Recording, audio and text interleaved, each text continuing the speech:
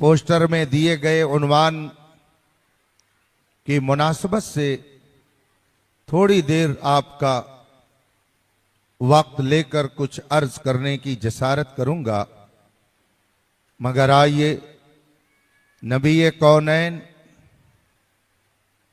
सरवरे दारैन मोहसिन कायनात मुअल्लिम इंसानियत खातमुल मुरसलीन रसूल मुअज़्ज़म सल्लल्लाहु अलैहि वसल्लम की बारगाह कुद्स में दुरूद व सलाम का नजराने अकीदत पेश करें और पढ़ें। अल्लाहुम्मा सल्लि अला सय्यदना व मौलाना मुहम्मद मादिल जूद वल करम व आलिहिल किराम अजमईन। हजरात, अल्लाह तबारका व तआला ने इस कायनात में बेशुमार मखलूकात को पैदा फरमाया। अहले इल्म ने काफी दिमाग सोजी, जाफशानी, बेदार मगजी और पूरी तयक्कुज़ो बेदारी के साथ इस कायनात का पता लगाने की कोशिश की। उन्होंने अपनी ताकत व कुव्वत के मुताबिक कायनात की एक एक चीज को अपनी हैसियत के मुताबिक गौर से देखा। सबका यह अहाता तो वो न कर सके, मगर कायनात में जितनी चीजें थीं उन्होंने उसको चंद में समेटने की कोशिश की और लिखा कि इस कायनात में जितनी चीजें हैं उन सब को चंद लफ्जों में समेटा जा सकता है। इस बड़ी दुनिया को चंद छोटी छोटी दुनिया में तकसीम किया जा सकता है। चुनांचे उन्होंने तकसीम किया तो कहा, एक है जमादात की दुनिया,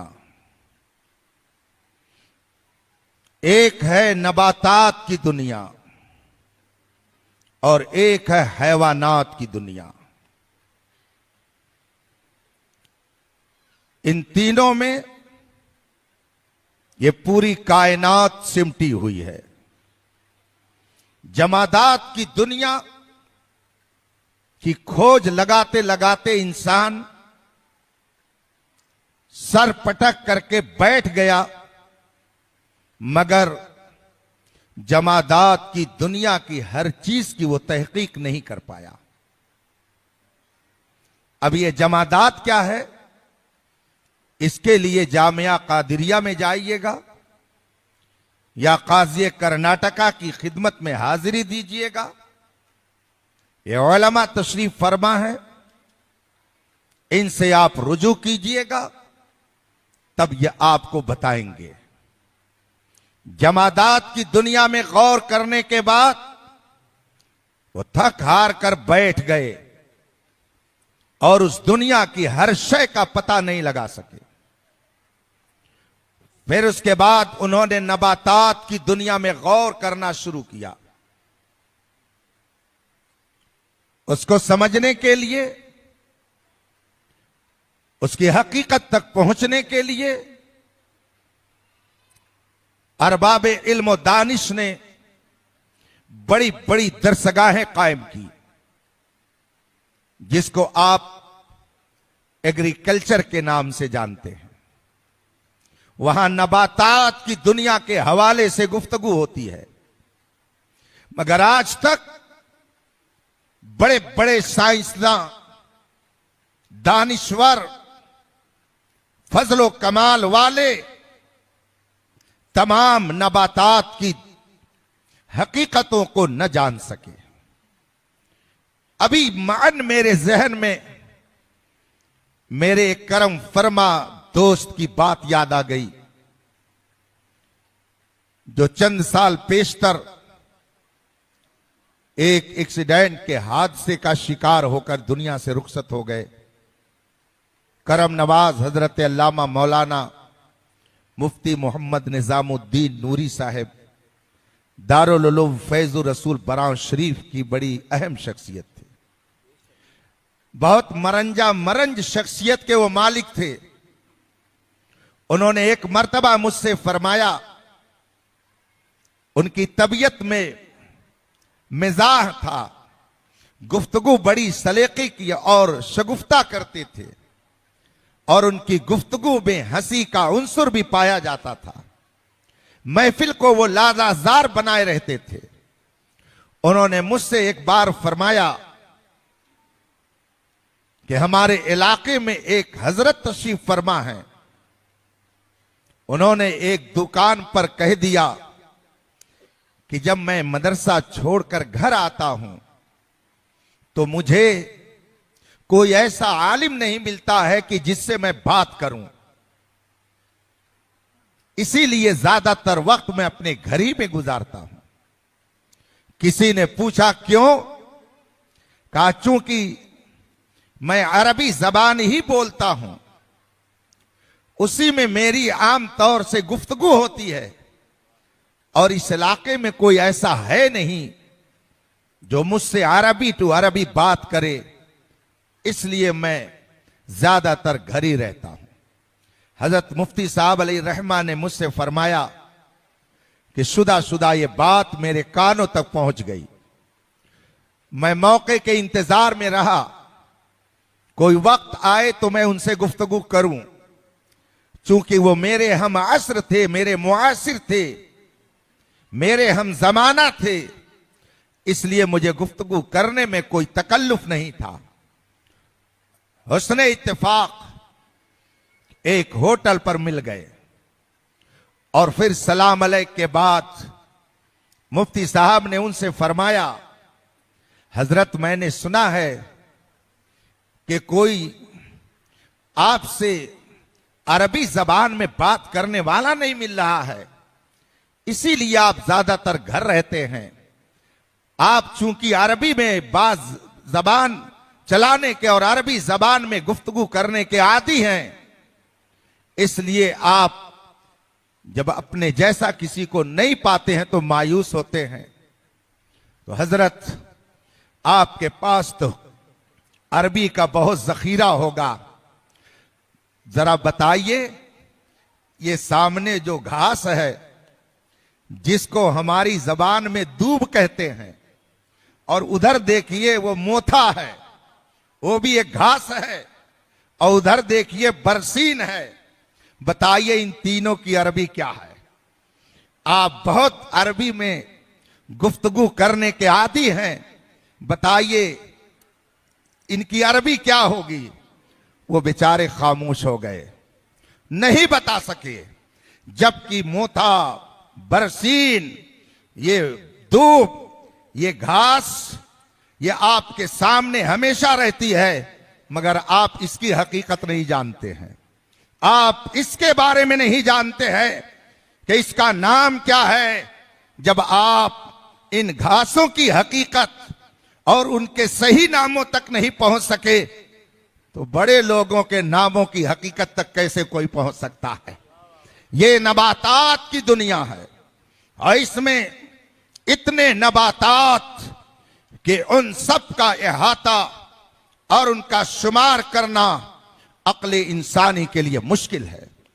उसके बाद अहले इल्म ने ऊपर की एक कैटेगरी और निकाली जिसे हैवानात की दुनिया कहा जाता है, जानदार की दुनिया कहा जाता है। सारे इंसान हैवानात की दुनिया में गौर कर रहे हैं, आज भी तहकीक कर रहे हैं, मगर इस दुनिया में जानवरों की कितनी किस्में हैं, उनकी हकीकत क्या है, उनका दर्जा क्या है, उनका रुतबा क्या है, खुदा ने उन्हें पैदा किस लिए किया है, वो चीजें किस काम में आती हैं, अक्ल इंसानी इसका इहाता करने से कासिर है। मुझे याद आता है कि एक मौके पर आकाए नेमत हुजूर मुहद्दिस कबीर दामत बरकातुल आलिया ने अपने खिताब में अशिया की और चीजों की अहमियत बयान करते हुए फरमाया कि ये अजदहा जिसे कोबड़ा कहा जाता है, जो बहुत ही जहरीला सांप होता है, इसे भी अल्लाह ने अगर पैदा किया तो उसको भी बेमर्तबा नहीं छोड़ा। उसका भी एक दर्जा है, उसकी भी एक जरूरत है, उसकी भी एक अहमियत है। और उसके बाद फिर हजरत ने बताया कि ये वो जहरीला सांप है, इसके जहर को अतिब्बा जब निकालते हैं तो उसे कोढ़ के मर्ज की दवा करार देते हैं। ये सांप जो हमें और आपको डसता है, हमारी जिंदगी का खात्मा करता है, रब ने उसे भी एक दर्जा दे करके दुनिया में भेजा है। लेकिन वहां तक हर एक की अक्ल नहीं पहुंच सकती है। फिर हैवानात की दुनिया में बेशुमार चीजें हैं, उनको देखते चले जाइए। सबसे नीचे दर्जे के लिए उलमा ने जमादात का नाम लिया, उसके ऊपर नबातात को बनाया, उसके ऊपर हैवानात की दुनिया को रखा, और जितने हैवानात उन सब का अलग अलग काम, उनका अलग अलग दर्जा, उनकी अलग अलग फजीलत, उनका अलग अलग रुतबा। आप जो खाते हैं सिर्फ उसी पे गौर कर लीजिए। सेब और अनार दोनों का एक दर्जा नहीं है। सेब का अलग दर्जा, अनार का अलग दर्जा, इसका अलग फायदा, उसका अलग फायदा, दोनों का फायदा एक नहीं है। आप पाइनएप्पल इस्तेमाल करते हैं, आप अंगूर इस्तेमाल करते हैं, अंगूर का जायका अलग, उसका फायदा अलग, उसका दर्जा अलग, और सेब का दर्जा अलग। और दीगर फलों को आप ऐसे ही समझ लीजिए। क्या आप ये समझते हैं कि जिस रब्बे कदीर ने इतनी बड़ी जमादात की दुनिया को बनाया मगर सबका दर्जा एक नहीं रखा? मैं अगर मिसाल में एक एक को पेश करता चलूं तो सुबह हो जाएगी और इस दुनिया का तस्करा खत्म नहीं हो सकता। पहाड़ जितने आपको नजर आते हैं, ये सारे पहाड़ पत्थर हैं। पत्थर के ये पहाड़ पूरी दुनिया में पाए जाते हैं। लेकिन क्या सारे पत्थर और सारे पहाड़ एक ही दर्जे के हैं, एक ही मकाम है, एक ही रुतबे के हैं? नहीं, उनमें से हर एक के मकाम को अल्लाह ने अलग अलग तरीके से मुतय्यन फरमाया। पहाड़ों की दुनिया अलग है, मगर मुझे याद आता है हजरत अल्लामा इमाम जलालुद्दीन सुयूती शाफई रज़ी अल्लाह ताला अन्हो ने एक मकाम पर तहरीर फरमाया कि किसी ने सवाल किया, पहाड़ों में सबसे अहम रुतबा किस पहाड़ का है? ये पत्थर की दुनिया, पत्थरों की दुनिया में किसका क्या रुतबा है, इनमें किसका क्या दर्जा है? इमाम जलालुद्दीन सुयूती शाफई अलैहि रहमत व रिज़वान तहरीर फरमाते हैं, बाज उलमा ने कोहे काफ को सबसे अफजल करार दिया, बाज उलमा ने तूर पहाड़ को सबसे अफजल करार दिया, और बाज उलमा ने उहद पहाड़ को सबसे अफजल करार दिया। इमाम जलालुद्दीन सुयूती फरमाते हैं, मेरा विजदान कहता है, मेरा दिल कहता है, मेरी अकीदत कहती है, मेरा ईमान कहता है, इन सारे पहाड़ों में उहद पहाड़ का रुतबा सबसे बुलंद है। ये सबसे बुलंद पहाड़ है, सबसे अजीम रुतबा इस पहाड़ का है। और आगे फरमाते हैं, वजह क्या है, इसका मकाम सबसे बुलंद क्यों है? इमाम जलालुद्दीन अलैहि रहमत व रिज़वान तहरीर फरमाते हैं कि ये वो पहाड़ है जिसके बारे में सारी कायनात का इल्म रखने वाले मेरे मुस्तफा ने फरमाया है, उहद युहिब्बुना व नुहिब्बुहु। ये पहाड़ वो है जो मुझसे मोहब्बत करता है, ये पहाड़ वो है जिसके दिल में मेरी मोहब्बत है और मैं भी इससे मोहब्बत करता हूं। अगर पहाड़ मुस्तफा से मोहब्बत करे तो सारे पहाड़ों में वो सबसे अफजल हो जाए, तो इंसानों में जो नबी से मोहब्बत करे, बताइए उसका मकाम कौन समझ सकता है। ये पहाड़ों की दुनिया है। नारे रिसालत मसलके आला हजरत, सुभान अल्लाह सुभान। नबातात की दुनिया में अगर आइए तो उस पर भी आपको बहुत कुछ सुनने को मिल जाएगा, और फिर हैवानात की दुनिया में आइए तो सुभान अल्लाह, कौन ऐसा जानवर है जो मेरे मुस्तफा से मोहब्बत नहीं करता है। आला हजरत फरमाते हैं, मेरे मौला की है बस शान अजीम, जानवर भी करें जिनकी ताजीम, संग करते हैं अदब से तस्लीम, पेड़ सजदे में गिरा करते हैं। ये शान मुस्तफा है। जमादात भी उनका शहदाई, नबातात भी उनका शहदाई, और जो जितना ज्यादा शहदाई उसका रुतबा उतना ही बुलंद। जब सारे पहाड़ बराबर नहीं, सारे नबातात बराबर नहीं, सारे हैवानात बराबर नहीं, तो ये हजरत इंसान सब कैसे बराबर हो सकते हैं। अब हैवानात की दुनिया में जब आए तो इन्होंने अपने आप में गौर किया, इंसानों की दुनिया में गौर करना शुरू किया। ये इंसान क्या है, इसकी हकीकत क्या है, इंसान कहते किसको हैं। जब इस पे गौर करने लगे तो किसी ने कुछ कहा, किसी ने कुछ कहा, किसी ने कोई डिफाइन किसी तरीके से किया। मंतिकियों ने सोचा लाओ जरा हम भी अपनी काबिलियत का इजहार कर दें। अब उन्होंने कहा इंसान कहते हैवाने नातिक को, इंसान की हकीकत हैवाने नातिक है। आप लोगों में से कम लोग हैं जिनके पल्ले ये गुफ्तगू पड़ेगी। ये सामने तलबा है, इधर भी उलमा और तलबा है। इंसान की हकीकत क्या है, इंसान कहते किसको हैं। मंतिकियों ने इस पर बहस की, और बहस करने के बाद कहा इंसान हैवाने नातिक को कहते हैं। हैवान जानदार, नातिक जिसके अंदर गौर व फिक्र की सलाहियत हो। इंसान इन दोनों चीजों का मजमुआ है, इसे हैवाने नातिक कहा जाता है। और जब बड़े बड़े मंतिकियों ने इस पर मोहर लगा दी और कहा हाँ ये वेरी गुड, बड़ी अच्छी तारीफ है, ये तारीफ जवाहरुल मंतिक में भी है, यही तारीफ मिरकात में भी है, यही तारीफ शरह तहजीब में भी है, यही तारीफ कुतुबी में भी है, यही तारीफ मुल्ला हसन में भी है, यही तारीफ मुल्ला जलाल में भी है, यही तारीफ जाहिदिया में भी है। ऊपर तक चले जाइए, आप लोगों ने नाम भी न सुना होगा। जब ये सारी किताबें इमाम अहमद रजा के सामने पहुंचती हैं, इमाम अहमद रजा ने जब इन किताबों को देखा तो सबने एक तरफ से यही तारीफ की, इंसान हैवाने नातिक को कहते हैं, इंसान हैवाने नातिक को कहते हैं। अब इमाम अहमद रजा जैसा दानिश्वर, इमाम अहमद रजा जैसा मुफक्किर,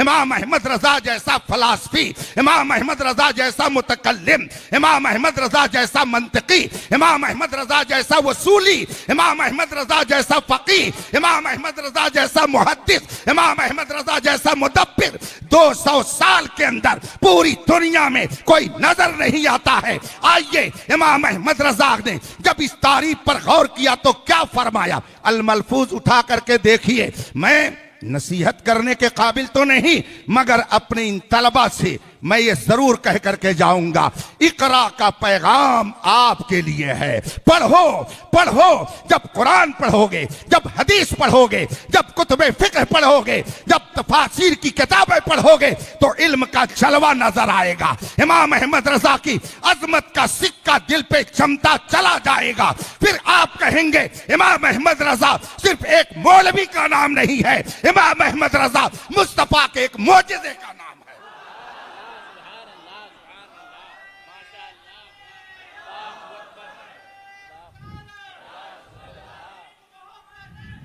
आला हजरत सुभान अल्लाह।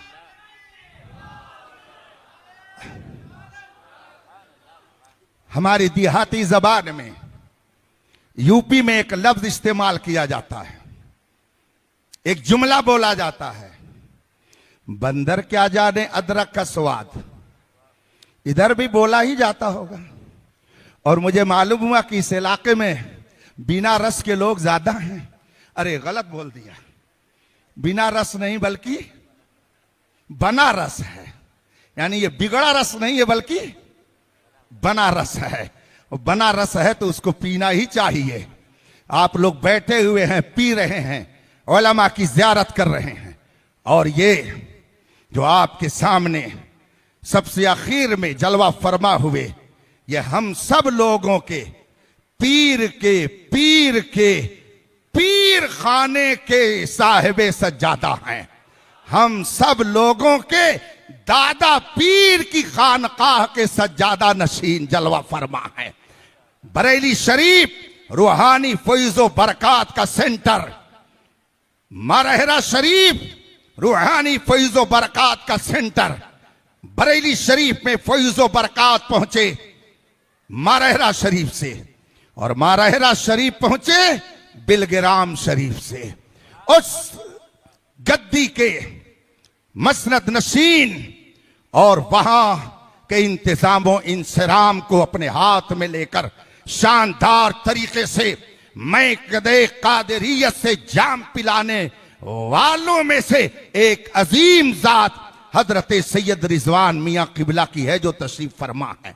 ये हम सब के दादा पीर की खानकाह के साहिबे सज्जादा हैं, और हम लोग अच्छी तरह से अपने बारे में जानते हैं। हमारे बुजुर्गों ने हमें बताया है कि अपने इल्म पर नाज न करो, अपने तकवे पर नाज मत करो, अपनी ताकत और जवानी पे मत नाज करो, अपनी इज्जत और शोहरत पर नाज मत करो। न ताकत पर, न तकवा पर, न ज़ुहदो इत्तिका पर है। हमारा नाज जो कुछ है मोहम्मद मुस्तफ़ा पर है। हम नाज करते हैं रसूल पाक पर, हम नाज करते हैं सहाबे किराम पर, हम नाज करते हैं अहले बैत इज़ाम पर, हम नाज करते हैं अइम्मे मुज्तहिदीन पर, हम नाज करते हैं औलियाए किराम पर। पूरी दुनिया की हर कौम का जायजा ले लीजिए, कौन सी ऐसी कौम है जिसमें डॉक्टर नहीं है? सोच लीजिए एक मिनट, दुनिया की कौन सी कौम है जिसमें डॉक्टर नहीं है? कौन सी ऐसी कौम है जिसमें मास्टर नहीं है? कौन सी ऐसी कौम है जिसमें इंजीनियर नहीं है? कौन सी ऐसी कौम है जिसमें लायर नहीं है? कौन सी ऐसी कौम है जिसमें दानिश्वर नहीं है? कौन सी ऐसी कौम है जिसमें प्रोफेसर नहीं है? कौन सी ऐसी कौम है जिसमें टीचर नहीं है? और कौन सी ऐसी कौम है जिसमें फटीचर नहीं है? आप देख लीजिए, दुनिया की हर कौम का जायजा ले लीजिए। रब्बे कदीर ने हर कौम में डॉक्टर दिया, हर कौम को इंजीनियर दिया, हर कौम को मास्टर दिया, हर कौम को दानिश्वर दिया, मगर पूरी दुनिया में सिर्फ सुन्नियों की ये किस्मत है कि रब्बे कदीर ने गौसे आजम दिया है तो सुन्नियों को दिया है। पूरी दुनिया में किसी के पास गौसे आजम नहीं है, गौसे आजम है तो हम सुन्नियों के पास हैं। पूरी दुनिया में किसी के पास ख्वाजा गरीब नवाज नहीं है, रब ने ख्वाजा गरीब नवाज दिया तो हम सुन्नियों को अता किया। पूरी दुनिया में किसी के पास सिद्दीक अकबर नहीं है, सिद्दीक अकबर खुदा ने दिया है तो हम सुन्नियों को दिया। और पूरी दुनिया में किसी के पास मौलाए कायनात नहीं है। सुभान अल्लाह, सुभान अल्लाह। पूरी दुनिया में किसी के पास शहीद आजम नहीं है।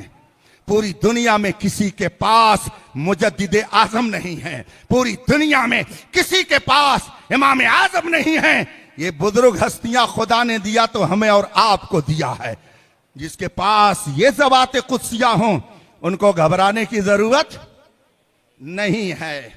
मैं क्या अर्ज कर रहा था कि आला हजरत ने जब मंतिकियों की इस तारीफ को देखा तो गौर किया और ऐसा जानदार तबसरा किया, ऐसी शानदार इल्मी बात कही और इस तरीके से मंतिकियों का और फलसफियों का मजाक उड़ाया है। ये मेरे उस्ताद गिरामी इमामुल उलमा हुजूर मुफ्ती शब्बीर हसन रज़वी अलैहि रहमत व रिज़वान एक जगह तहरीर फरमाते हैं कि सकरातो बुकरात भी मेरे इमाम अहमद रजा के सामने बौने नजर आते हैं। उनके फजलो कमाल की चांदनी से पूरी दुनिया मुनव्वर है। इमाम अहमद रजा के फजलो कमाल की चांदनी से पूरी दुनिया रोशनी हासिल कर रही है। इमाम अहमद रजा ने मंतिकियों की इस तारीफ का ऐसा मजाक उड़ाया है, ऐसा मजाक उड़ाया है और फरमाया कि जनाबों को अभी अपनी हकीकत का पता ही नहीं है और हकीकत बारी और हकीकत पैगंबर में बहस करने चलते हैं। जिसे अपनी हकीकत का न पता हो उसे दूसरों की हकीकत में गौर करने का कब मौका मिलता है। अक्लमंद आदमी वो है जो पहले अपनी हकीकत में गौर करे। इसीलिए बुजुर्गों ने फरमाया, मन अरफा नफ्सा फकद अरफा रब्बा, जिसने खुद को पहचाना उसने खुदा को पहचान लिया। अपनी पहचान है ही नहीं और सहाबा को पहचानने चले। अपनी पहचान है ही नहीं, अहले बैत को पहचानने के लिए चले हैं। अपनी पहचान है ही नहीं, ऐमे मुज्तहिदीन के सामने आंखें दिखाने चले हैं। लेकिन शायद उन्हें नहीं मालूम कि खुदावंद कुद्दूस जिसे इज्जत देता है दुनिया की कोई ताकत उसे जलील नहीं कर सकती, और जिसे जलील करता है दुनिया की कोई ताकत उसे इज्जत नहीं दे सकती है। दरूद पाक पढ़े, अल्लाहुम्मा सल्ली अला सय्यदना व मौलाना मुहम्मद मादिनी जूद वल करम व आलिल किराम अजमाइन। अच्छा चलिए जरा सा अब थोड़ी सी गुफ्तगू और आगे बढ़ाई जाए। ओहद पहाड़ अफजल है या कोहे काफ? आपके सामने मैंने किसका जिक्र किया? ओहद पहाड़ का। ओहद पहाड़ अफजल इसलिए कि उसके अंदर मोहब्बत नबी पाई जाती है।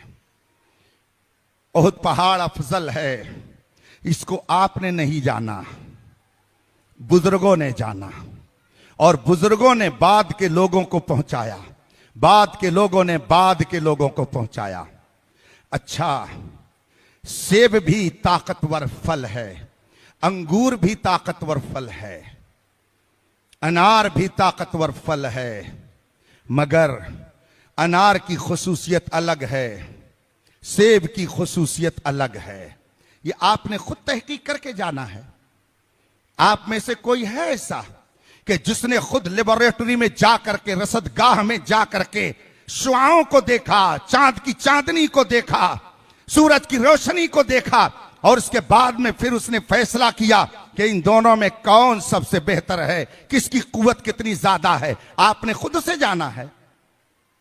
नहीं, इसमें से कौन किस ताकत का है, कौन किस कुव्वत का है, ये आपने नहीं खुद जाना।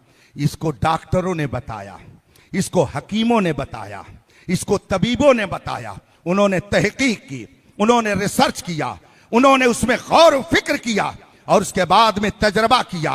फिर उन्होंने कहा कि इसके अंदर विटामिन ज्यादा है, इसके अंदर कुछ कम है, ये दोपहर में खाया जाएगा तो इसका ज्यादा नफा होगा, ये शाम को खाया जाएगा तो इसका नफा ज्यादा होगा। ये आपने खुद नहीं जाना है बल्कि बड़ों ने आपको बताया है और उसको आप मान रहे हैं। जिस किसी से पूछिए वो कहेगा हाँ, खांसी आ रही हो तो अमरूद मत खाना, खांसी आ रही हो तो केला मत खाना। आप में से कौन है जिसने तहकीक किया है? जरा खड़ा हो जाए और मुझे बताए। वो कहेगा हजरत मैंने खुद नहीं तहकीक किया है बल्कि हमको बड़ों ने बताया है तो हमने उसे मान लिया है, उन्होंने हमें सिखाया है तो हमने जान लिया है, हमने खुद नहीं तहकीक की है। बड़ों पर हमारा एतमाद है, बड़ों पर हमारा भरोसा है। और अगर आपको भरोसा नहीं तो जाइए भकोसिए, जाइए खांसी में खूब ज्यादा खाइए अमरूद, कौन मना करता है? लेकिन जब खांसी आएगी तब पता चलेगा, जब सीने में दर्द उठेगा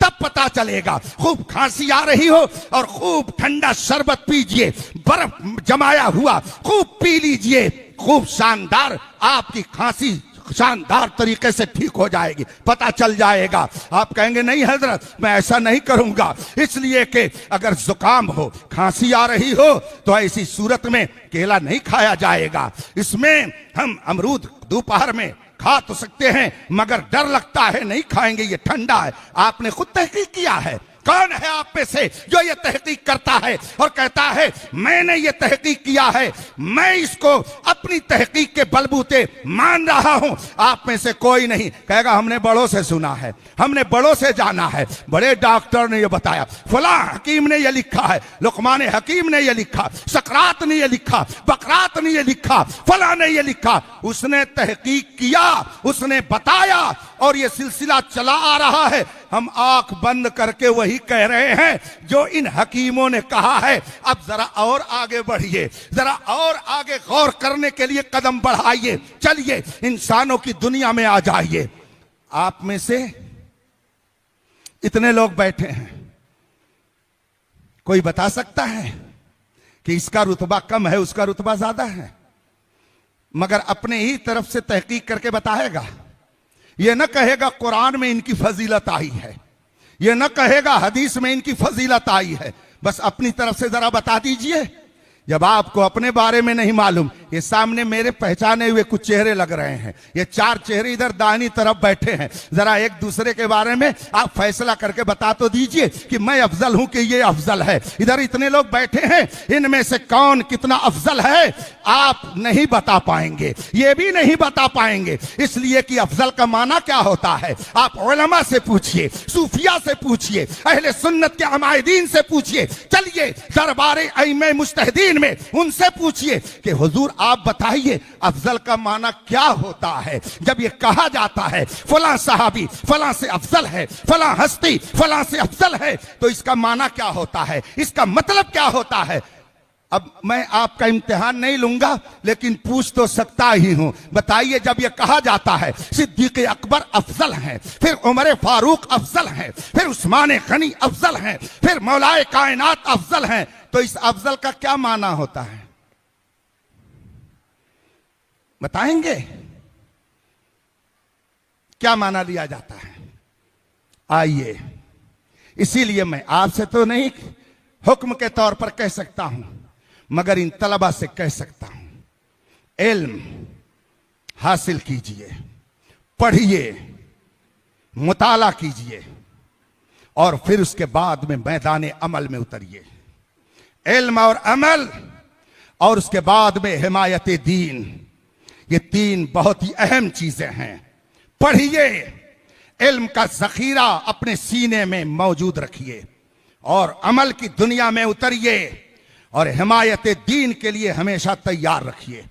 लफ्ज हिमायत और लफ्ज हामी और लफ्ज हुम्मा, इन सब की हकीकत पर अगर गौर करेंगे तो इसका असली माना गर्मी मिलेगा। गर्मी, जिस चीज के अंदर गर्मी होती है उसमें को अरबी जबान में लफ्ज हुम्मा और हिमायत से ताबीर किया जाता है।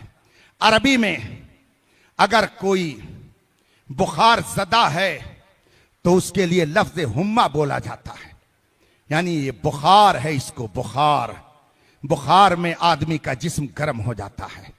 इसका मतलब क्या है? दीन की हिमायत के लिए गर्मी चाहिए, दीन की हिमायत के लिए गर्मी चाहिए। अगर गर्मी नहीं रहेगी तो आदमी दीन की हिमायत नहीं कर पाएगा। और याद रखिए, आप रोजाना हजारों चीजें देखते रहते होंगे मगर उनसे नसीहत नहीं लेते हैं। मैं तो ये नहीं कहता कि आप किसी भी चीज से नसीहत नहीं लेते, लेकिन थोड़ी देर के लिए मैं अर्ज कर दूं, जाइएगा जरा खोल करके सब लोग अपनी फ्रिज को देख लीजिएगा। जब आप फ्रिज खोलेंगे तो उसमें एक रेफ्रिजर मिलेगा, उसके नीचे और भी खाने हैं। अगर आपने ले जा करके उसमें पानी रख दिया, ये पानी जो बह रहा था, ये पानी जो हरकत कर रहा था, ये पानी जो इधर उधर बह रहा था, जब आप फ्रिज में ले जा करके रखेंगे आप देखेंगे कुछ देर के बाद वो जम जाएगा। वो क्यों जम जाता है? उसके जमने की वजह क्या है? इसमें साइंस के तलबा भी हो सकता है बैठे हो, आप भी इस मसले को समझते हैं। ये कोई ऐसा नजरी मसला नहीं है कि जिसके लिए गौर व फिक्र की जरूरत पड़े। बात यह है कि उस पानी को जब आपने फ्रिज में ले जा करके रखा तो मशीन के जरिया उस पानी की गर्मी को, उसकी हरारत को मशीन के जरिया निकाल करके बाहर कर दिया गया। और जब हरारत निकल गई, उसकी गर्मी निकल गई, तो वो जम गया, अपनी जगह पर बैठ गया। अब वो हरकत में नहीं रहेगा, वो बहेगा नहीं, बल्कि किसी को पाक भी नहीं कर पाएगा। अगर धुला जाए तो कोई कपड़ा पाक भी नहीं होगा। देखा है आपने, जब तक उसके अंदर गर्मी थी तब तक वो बह रहा था, वो खुद भी पाक था और दूसरों को पाक कर भी रहा था। लेकिन जब उसकी गर्मी निकल गई, अपनी जगह पर बैठ गया, अब वो किसी को पाक नहीं कर सकता है, वो चल नहीं सकता है, वो दौड़ नहीं सकता है, वो बह नहीं सकता है। कम से कम उस पीर से तो नसीहत लेते कि आखिर ये कौम मुस्लिम ईमानी गैरत और हमीयत की बुनियाद पर क्यों नहीं हरकत में रहती है। जब कोई सहाबा की शान में गुस्ताखी करता है, अहले बैत की शान में गुस्ताखी करता है, नबी की शान में गुस्ताखी करता है, अगर अपनी जगह पर बैठा है तो इसका मतलब है उसके अंदर से ईमानी हरारत जा चुकी है, उसके अंदर से ईमानी गर्मी जा चुकी है। और अगर दौड़ गया, मैदान में उतर गया, मैदान में आकर के ललकार दिया, तो इसका मतलब है उसकी हरारत बाकी है। और जितना ललकारेगा उसकी हरारत का उतने ही ज्यादा पता चलेगा। 200 सदी के अंदर इमाम अहमद रजा जैसा इल्मी गर्मी वाला, गैरत ईमानी वाला आपको दुनिया के अंदर मिल नहीं सकता है। इसीलिए मैदान में कूद करके कहा, किल के रजा है, खंजर है, खूंखार बरकबार, आदा से कह दो खैर मनाए नशर। नारे तकबीर, नारे रिसालत, मसलके आला हजरत, मसलके आला हजरत, शाने मौलाए कायनात, शाने सहाबा, नारे रिसालत। अगर आपने इन बातों को जहन नशीन कर लिया तो 2-4-10 मिनट और दे दीजिए। आपसे ज्यादा मेरी नजर घड़ी पर है, घड़ी बिल्कुल सामने लगी हुई है। नबातात के बाद हैवानात की दुनिया आई और हैवानात के बाद इंसानों की दुनिया आई। इंसानों में हर एक को अल्लाह ने एक दर्जे में नहीं रखा, सारे इंसान अलग अलग दर्जे में इस्लाम ने तकसीम फरमा दी, डिवाइड कर दिया। एक वो जो साहिब ईमान, एक वो जो कुफ्रो गलाजत और शिर्क की नजासत और गंदगी में मुलव्विस, दोनों के लिए अलग अलग रास्ता, दोनों का अलग अलग अंजाम, दोनों का अलग अलग नतीजा। और फरमाया, इन्नल अबरार लफी नईम व इन्नल फुज्जार लफी जहीम। ये जितने नेक लोग हैं ये सब अल्लाह की नेमत में, यूं भी कह सकते हैं जन्नत नईम में रहेंगे। और ये जितने बदकार हैं ये सब के सब इन्नल फुज्जार लफी जहीम, ये सब जहन्नम में चलेंगे। दोनों का दर्जा एक नहीं। और फिर इनमें ये सब एक दर्जे के नहीं और इधर भी सब एक दर्जे के नहीं। इधर के जो हैं इनका दर्जा अलग, इधर के जो हैं इनका दर्जा अलग। ये दर्जा आपने कैसे जाना? आपको किसने बताया? मुझे किसने बताया? कुरान ने बताया, हदीस ने बताया। कुरान और हदीस ने किसके सामने अपनी बात को रखा? कौन है हम में से जिसने कुरान को डायरेक्ट सुना है? कौन है हम में से जिसने हदीस मुस्तफा को डायरेक्ट सुना है? आप कहेंगे हजरत हमने कुरान में पढ़ा है मगर हमने तो डायरेक्ट कुरान नबी से नहीं सुना है। हमने कहा चलिए ठीक है, इतना तो मानते हैं ये दोनों तबके एक दर्जे के नहीं हैं। कहा हाँ मानते हैं। हमने कहा जरा और आइए, ये जितने तबके हैं ये एक तबका जिसको कुफ्फार और फुज्जार से ताबीर किया गया, क्या ये सब बराबर हैं? आप कहेंगे नहीं हजरत ये सब बराबर नहीं है, इनके दर्जे अलग अलग है। हमने कहा बताइए इनमें सबसे घटिया कौन है? इनमें सबसे गया गुजरा कौन है? सबसे बदकार इसमें से कौन है? और किसका ठिकाना सबसे गई गुजरी जगह में होगा? तो आप कहेंगे कुरान ने फरमाया है इन्नल मुनाफिकीना फी दरकिल अस्फले मिनन नार। जो मुनाफिक हैं वो जहन्नम के सबसे नीचे तबके में रहेंगे, उनका दर्जा अलग हुआ। फिर और कुछ ऊपर, फिर और कुछ ऊपर, इनके दर्जे अलग, इनका अंजाम अलग। अब हमने कहा जरा इधर भी चलें, जरा इधर भी नजर दौड़ाएं और फिर देखें इनका क्या मकाम है, इनका क्या दर्जा है, इनका क्या रुतबा है। तो पहले हमने जाना, हमने सोचा कि जरा ये तो मालूम कर लें कि अगर हमको इनमें से किसी को किसी पर अफजल करार देना है तो पहले अफजल का माना मुतय्यन कर लें, तब हम एक दूसरे से एक दूसरे को अफजल कहें, एक दूसरे से एक दूसरे को बरतर कहें। तो आप बताइए अफजल का क्या माना आप समझते हैं? झगड़ा तो कर रहे हैं, झगड़ा नहीं बल्कि रगड़ा कर रहे हैं। वो अफजल है, वो अफजल है। हजरत अली अफजल हैं कि हजरत अबू बकर अफजल हैं। झगड़ा तो कर रहे हैं। बताइए अफजल का क्या माना होता है? जब ये कहा जाता है सिद्दीक अकबर सबसे अफजल, आपके बाद उमर फारूक आजम, आपके बाद फलां, आपके बाद फलां, तो क्या मतलब होता है इसका? मेरे भाइयों, इसीलिए मैं कह रहा हूं सच्चे उलमा के दामन से वाबस्ता रहो, वरना दावा करते रहेंगे मगर उस दावे का माना क्या होता है वही नहीं समझ पाएंगे, तो बड़ा मुश्किल हो जाएगा। आपको मैं चंद लफ्जों में ये बताता हूं कि जब हम बोलते हैं फलां सहाबी फलां से अफजल, फलां सहाबी फलां से अफजल, तो उसका माना क्या होता है, उसका मफहूम क्या होता है, मैं उसको चंद लफ्जों में अर्ज करता हूं।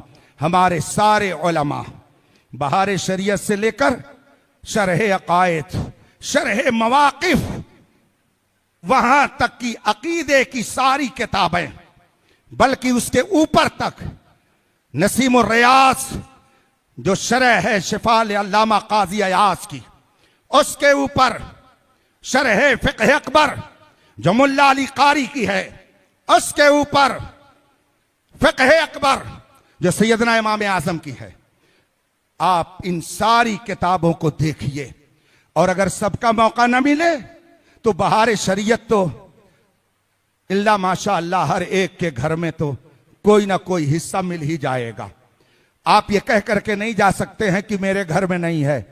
मोबाइल हर एक के पास है, और हर एक के मोबाइल में अल मकतबतुश शामिला किताबों का वो जखीरा जमा हो सकता है, और उसी में देख करके वो अपनी मालूमात में इजाफा कर सकता है। इसलिए मत कहिए हमारे पास किताब नहीं है।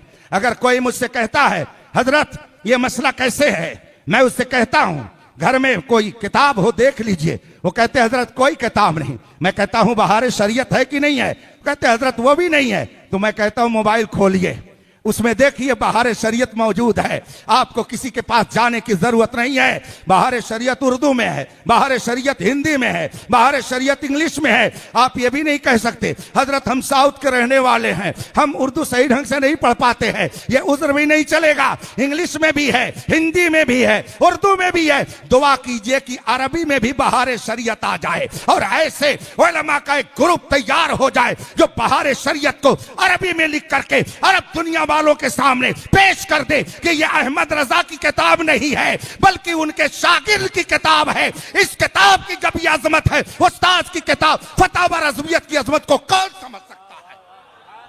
पढ़िए।